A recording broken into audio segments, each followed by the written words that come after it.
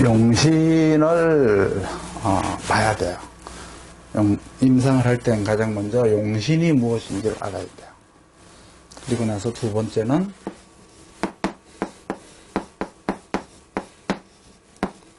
격이 무엇인지를 알아야죠. 그리고 세 번째는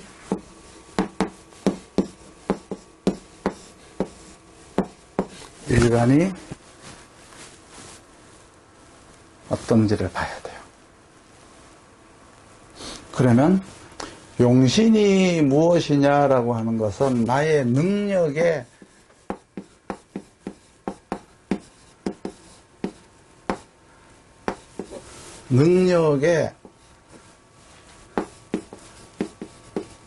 개발 정도를 보는 거죠. 격을 보는 거는 나의 직업은 어떤가? 요거는 나의 업무 능력을 보는 거라면 요거는 나의 직무 능력을 보는 거예요. 흔히 부기빈천을 본다고 돼요. 이걸로다가. 그리고 나의 처세술은 어떤가? 이걸 봐야 돼요. 그러면 이 용신을 알기 위해서는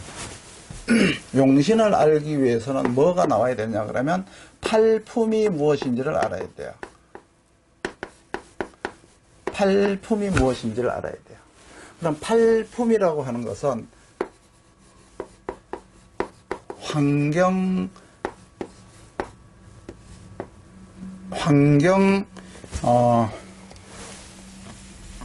보유 능력, 환경 배합력이라고 할까요?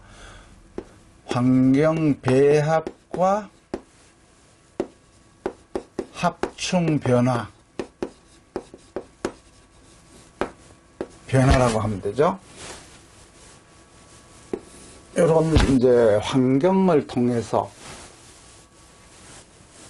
용신이 나오고, 그리고 격으로 넘어가서 격을 본 이후에 일간을 감명해야 돼요. 하나하나가 중요하지 않는 게 없어요. 여기에서 용신도 나고 격도 나고 일간도 나야 내한테 관심을 두지 않고 여기서 이제 상대에게 관심을 두는 게 있는데, 내가 어떻게 한 것에 관심이 없고 다른 것에 관심이 있으니까 이제 그 다음에 뭐를 보느냐 그러면은 고객이 물어보는 게 있어요. 이거는 어떻습니까?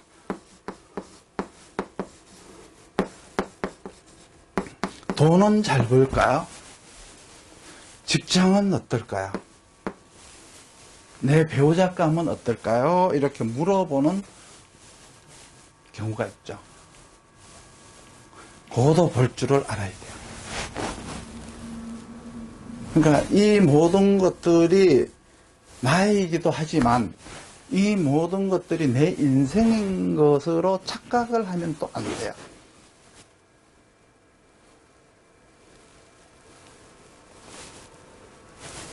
어렵죠. 그렇지만은 여기서 일단은 용신과 격과 일간은 반드시 해야 돼요. 그래서 상생을 받는 것은 생화라고 하고요. 내가 상생을 하는 것은 설화라고 해요. 기준은 목과 금을 기준으로 해야 되고, 목과 금을 기준으로 하는 이유는 성장 배경에서 얻은 실력을 목이라고 하고요. 그리고 활용 배경에서 내가 펼쳐야 될 것은 금이기 때문에 목과 금으로 하는 거예요. 그래서 목을 수로 키우면은 수생목이잖아요. 이거를 이제 상왕하다라고 해요. 상왕하다라고 하죠. 혹은 상왕하다라고 하지 않으면 생왕하다라고 해도 돼요. 생을 받아서 생왕하다 이렇게 말해도 되고요. 목이 화를 생하죠. 화를 생하면 이거를 이제 휴왕하다라고 합니다. 휴왕하다.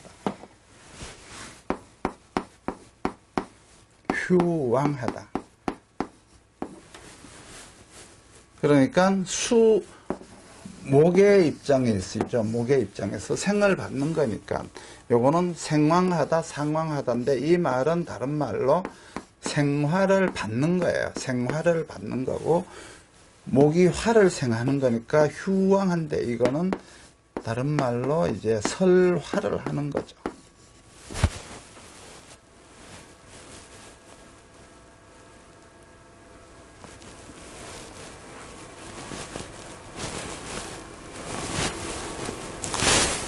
휴왕하다라고 하는 것은 내가 활용할 환경에서 펼쳐야 될 나의 능력과 같은 거예요.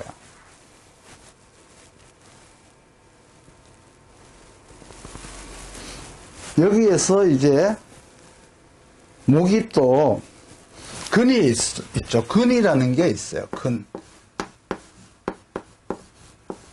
근이라는 게 있어요. 이것은 자기 의지가 되는 거예요.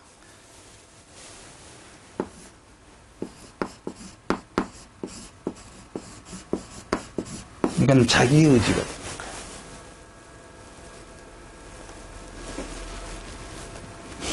그러니까 금을 토로 키운다고 하면 안 되고 금을 키우는 것은 화가 금을 키우는 거예요. 그러니까 화생금으로다가 금을 키우는 거지 토가 금을 키우는 게 아니에요.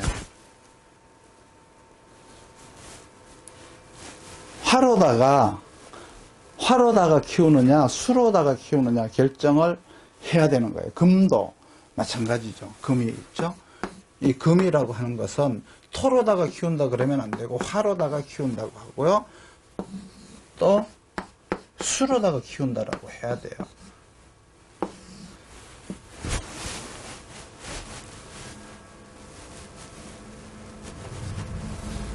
혹은 이것도 역시 마찬가지로 근으로 하느냐 비조로 하느냐 이러한 것들에 대한 맥을 여기서 이제 가지고 있어야 되는 거죠. 그러니까 상생을 받는 것으로 내가 구성이 되었느냐 상생을 하는 것으로 구성이 되었느냐 그렇죠? 혹은 근으로 구성이 되었느냐 비조로 구성이 되었느냐 비조로 구성이 되었느냐 아니면은 근인데 합국이라는 게 있어요. 합국. 삼합, 방합, 합국으로 되었나. 그렇지만 여기에서는 합국이라고 하면은 삼합만 쓰는 거예요. 방합은 쓰지 않아요.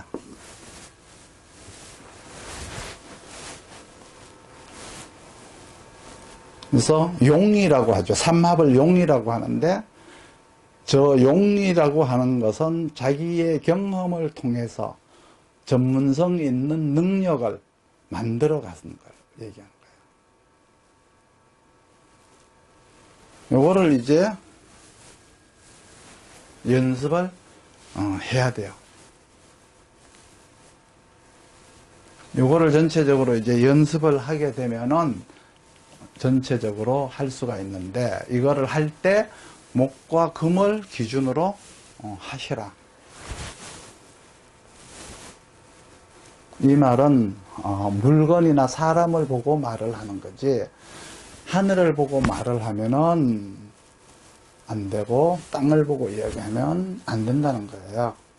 그러니까 사람이나 물건을 보고 말을 하는 것이 명리학이다 이런 의미가 들어있어요. 그러면 이 목과 금을 어떻게 잘 키우느냐 하는 것은 수화토가 하는 거죠. 그것을 수화토를 체라고 하는 거예요. 그래서 명리학이라고 하는 것은 체를 보는 학문이 아니라 수화토를 보는 학문이 아니라 용을 보는 학문이다. 그렇지만 그 용을 보기 위해서 체를 봐야 그 사람의 정신 상태를 보는 거예요. 그러니까 수화라고 하는 것은 그 사람의 목과 금의 정신 상태가 되는 거예요. 용을 봐야 그 사람의 형체가 나오는 거죠. 그걸 합해서 정신을 보는 거예요. 그 정신을 통해서 나타나는 모양이 용이 되는 거죠. 형체를 띠지 않고 나타난 존재를 체라고 해요. 공기나 이런 것들은 우리가 공기가 없이는 살 수 없지만 공기가 만져지나요? 만져지지 않죠. 그렇지만 이 공기가 우리를 키우는 거죠. 공기가 없으면 우리는 살 수가 없어요. 이렇게 만져지지 않는 늘 있는 이것을 우리는 체라고 해요. 이 체를 우리나라에서는 혼이라고 했죠. 혼. 그래서 수화를 혼이라고 했어요. 혼. 그러면 목과 금을 백이라고 했어요. 그래서 혼백이라고 해요. 수화, 목금을 혼백이라고 했죠. 이것을 이제 다른 말로는 형신이다. 형신이다라고 얘기도 하고요. 혼백이라고 말을 하기도 하고. 뭐 이렇게 두 가지로 이제 쓰이죠. 어쨌든 간에 중요한 것은 상왕이냐, 휴왕이냐. 목이 만약에 휴왕을 만났다는 것은 여름에 태어났다는 의미이고요. 상왕에 태어났다라고 하는 것은 겨울철에 태어났다는 뜻이에요. 그러니까 상왕이다, 휴왕이다라고 하는 것은 뭐예요? 계절이 여기에 들어가 있는 거예요. 목이 상왕하다라고 하면 수에 태어난 것이고, 목이 휴왕한 계절에 태어났다라고 하면 화에서 태어난, 여름에 태어난 의미가 들어있다. 이 말이 이제 여기 있어요. 그리고 이걸 가지고 이제 생화냐, 설화냐라고 하는 것은 여기에서 이제 역할을 말하는 거예요.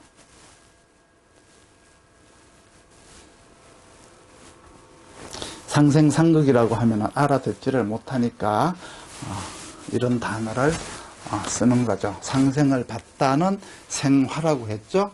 상생을 하다는 설화라고 했잖아요. 상생을 받다를 상왕, 상생을 하다를 휴왕, 그리고 근을 하다는 통근,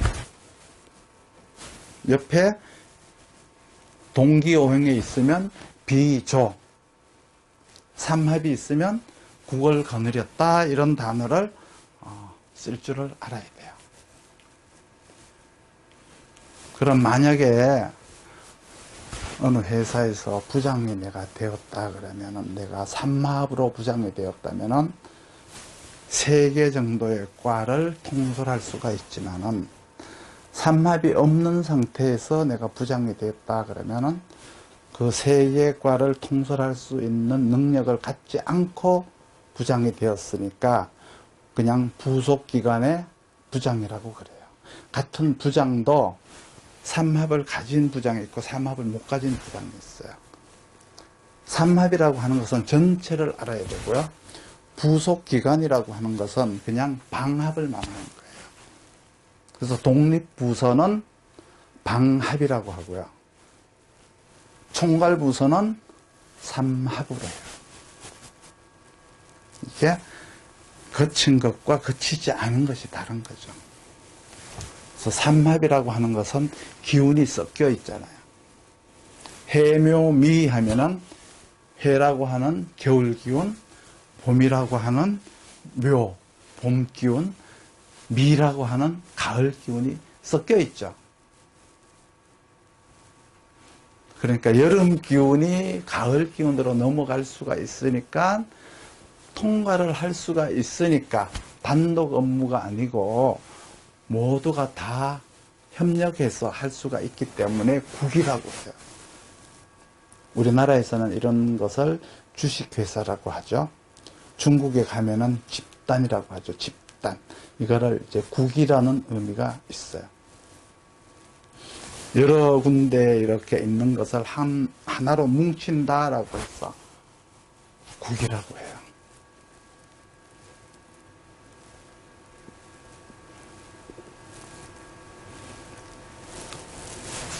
여기저기 있는 것을 모은다고 해서 무슨 부라고 하죠. 우체국, 옛날에 최신부라고 했었어요. 요즘 무슨 뭐 문화교육부, 뭐 이런 부라고 하죠. 여기 있는 거, 저기 있는 거를 이렇게 모아서 하나로 뭉친다고 해서 부, 국, 이렇게 말하잖아요.